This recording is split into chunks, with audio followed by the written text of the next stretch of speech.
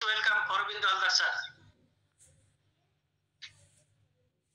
ধন্যবাদ স্যার, অনেক অনেক ধন্যবাদ। আপনার সত্যি খুব সুন্দর দেখতে দেখাচ্ছে। আপনি সুন্দর, আপনি খুব, এবং মিষ্টি ভাষা আপনার। অসংখ্য ধন্যবাদ। এখন তো বুড়ো হয়ে গেছি, তাহলে ছেলে মানুষ যখন ছিলাম তখন তাহলে কি ছিল? তাই তাই প্লিজ তাই কন্টিনিউ। হিংসা হবে স্যার, হিংসা হবে। আর কাউকে বলিয়েন না। যাই হোক, অনেক ধন্যবাদ আপনাকে। সত্যি খুব সুন্দর করে ডাকেন আপনি, এবং এই এই যে মন প্রেম থেকে ডাকেন, এই প্রেম আপনার জন্য আরো আরো আরো আরো অনেক আপনার ভেতরে আসুক। অনেক ধন্যবাদ স্যার আমাকে ডাকার জন্যে। এবং সবাইকে আমার পক্ষ থেকে আদাব ও নমস্কার জানিয়ে শুরু করছে আজকের শুভ ওয়েবিনার গীতা পাঠের মধ্য দিয়ে। হরে কৃষ্ণ। জয় জয় শ্রী গুরুদেবাই নমো নমো। জয় জয় শ্রীমদ্ ভগবত গীতাই নমো নমো। ওম নমো ভগবতে বাসুদেবায়। সর্বকর্ম ফলম শ্রীকৃষ্ণয়ার্পণমস্তু। অখণ্ড মণ্ডলাকারম ব্যাপ্তম যেন চরাচরম তৎপদমে দর্শিতম যেন। তস্মৈ শ্রী গুরবে নমো নমো। বাঞ্ছা কল্পতরুভ্যস্য কৃপা সিন্ধুভ্যেব চ পতিতানাং পাবনেভ্যো বৈষ্ণবেভ্যো নমো নমো। হে কৃষ্ণ করুণা সিন্ধু দীন বন্ধু জগৎপতে। গোপেশ গোপিকা কান্ত রাধাকান্ত নমস্তুতে। তপ্ত কাঞ্চন গৌরাঙ্গী রাধে বৃন্দেবানেশ্বরী বৃষভানুসুতে দেবী প্রণমামি হরিপ্রিয়ে। হরে কৃষ্ণ কৃষ্ণ কৃষ্ণ হরে হরে, হরে রাম রাম রাম হরে হরে। ওম শ্রী পরমাত্মনে নমো নমো। সকালে আমাদের এই নবম অধ্যায়ের রাজবিদ্যা রাজগুহ্যযোগ থেকে ২৮ নম্বর শ্লোকের সমাপ্তি টেনেছিলাম, তবুও সমাপ্ত হতে চায় না। জানেন, কিছু কিছু ব্যাখ্যা এমন থেকে যায়, ভেতর থেকে না বললে মনে হয় যে পূর্ণ এলো না। এখনও আমি এই ২৮ নম্বর শ্লোকের কিছু পরিশিষ্ট ভাবের কিছু একটু ব্যাখ্যা রাখছি এখানে। শুভ ফলই এবং মোক্ষসে কর্মবন্ধনই সন্ন্যাস যুগযুক্তাত্মা বিমুক্ত মাম উপস্যসি। দেখুন, বলেছিলাম যে কর্ম শুভ অশুভ হয়। আমরা যে কর্মগুলো করি, সেই কর্মগুলোর মধ্যেও শুভ অশুভ অবশ্যই থাকে, সেটা আমরা উপলব্ধি করি। তার ফলও আবার বলছেন, তার ফলও শুভ অশুভ হয়। কর্মে থেকে যে ফলের আশা, আসলে ফলের আশা কিন্তু ত্যাগ করতে হবে। কিন্তু সেই ত্যাগই কি আমরা হতে পারি না। তবু সেই ফলের আশা আমাদের মধ্যে থেকে যায়। তাই বলছেন, ফলও কিন্তু শুভ অশুভ হয়।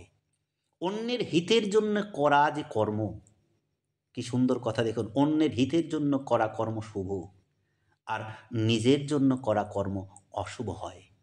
এই যে কথাটা ভাঙতে গেলে সকালেও অনেক টাইম লেগে যায়, তো তাই এখন একটু এগুলো একটু ভাঙছি।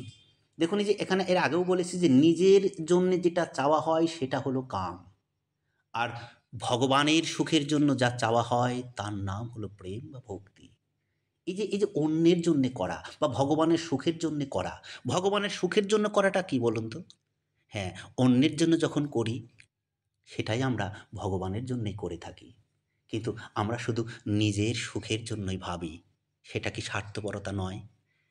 এই স্বার্থপরতাগুলো না কাটা পর্যন্ত আমরা নিজের সুখ বুঝতেই পারবো না। আসলে কোনটাতে আনন্দ? দেখবেন, অন্যের প্রতি কর্ম করে যে সুখ আনন্দ পাওয়া যায়, তার চাইতে আর আনন্দ কোথাও নেই। এই জায়গাগুলো আমরা ভুলে যাই। আমাদের এই আনন্দ পথ পেতে হবে, আমার ঈশ্বরকে আমি কিভাবে সুখী করব, এই সুখের মধ্য দিয়ে। তাই তো এই যে কত সুন্দর কথা দেখুন, যে অনুকূল পরিস্থিতি শুভ ফল, আর প্রতিকূল পরিস্থিতি হলো অশুভ ফল। এই যে শুভ ফল অশুভ ফল, এগুলো আমরা নিজের মধ্যে আমরা বুঝতেই পারি না। দেখুন, যে আমরা যে কোনো একটা কর্ম করতে গেলে আমরা ওই যে বলে যে নিজেকেই নিজে উদ্ধার করতে হবে, বারবার এই কথাটা বলে থাকি। সুন্দর কথা। যেমন যে আমাকে চিনতে পারবো কখন? আমি আমার নিজের উপর যখন নির্ভরশীল হব, তখন আমি নিজেকে জানতে পারবো। আর যদি আমরা তো সবসময় অন্যের উপর নির্ভরশীল থাকি, তাই নিজেকে আমরা জানতে পারি না। দেখুন, ঘরেই আমাদের একটা ব্যাখ্যা দেই। আমাদের বৌমণিরা থাকে ঘরে, আমরা সবসময় কিন্তু তাদের উপরে অধিকার ঠেকাই। কিন্তু তিনি যখন থাকেন না, হঠাৎ অনেকেরই আমাদের থাকে না, নিজের আমরা ঘরে, কিন্তু কোনোদিন আমাদের একটু রান্না করে খেতে হতে পারে। তখন আমরা বুঝি আমাদের এই যে মাতৃরূপিণী, এই যে ঘরে সংসারের এই যে বউ স্ত্রী, তিনি না থাকলে আমাদের কর্মটা যখন নিজের উপরে চাপে, তখন দেখবেন নিজেকে চেনা যায়। সুন্দর ব্যাখ্যা না? তখন আমরা নিজেকে জানতে পারি। এই যে রান্না করাটা, এই যে ঘরের কর্মটা কত কঠিন সাধ্য। এই জন্যই বলা হয় যে নিজের উপর যতক্ষণ নির্ভরশীল না হবেন, ততক্ষণ পর্যন্ত নিজেকে জানাই যাবে না। অন্যের উপর নির্ভরশীল হলে কি নিজেকে জানা যাবে? যায় না। তাই আমরা সবসময় অধিকার খাটাই। কেন? সেই অধিকার না খাটিয়ে দেখবেন যে কোনো কর্ম, একটা বাড়িতে হয়তো একটা নেমন্ত্রণ করেছি, কোনো ভক্তরা এসছেন। দেখবেন আমরা হাত গুটিয়ে ওই যারা খেতে দেয় তাদের শুধু অর্ডার করব। এই ওটা এনে দে, এই ওটা এনে দে, ওটা। কেন? আমি কি তাদের অর্ডার না করে আমি নিজে আনতে পারি না? কর্মটা আমি নিজে করতে পারি না? আমরা অন্যের উপর নির্ভরশীল হয়ে যে কথাটা বললাম, এই শ্লোকটা এত সুন্দর ব্যাখ্যা। আমরা শুধু অন্যের উপর নির্ভরশীল হয়ে থাকি। নিজের উপর কবে নির্ভরশীল হব?